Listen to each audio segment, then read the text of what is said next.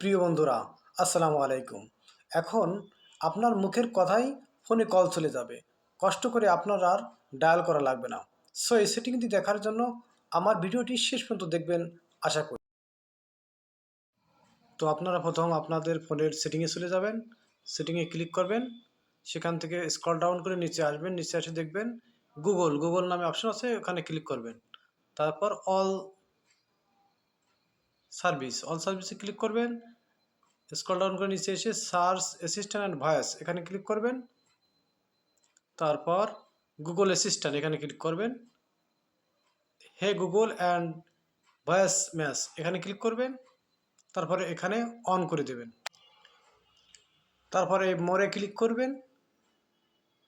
তারপরে I এগ্রিতে click করবেন। ব্যাস, ওকে। তারপর আপনি এই হোম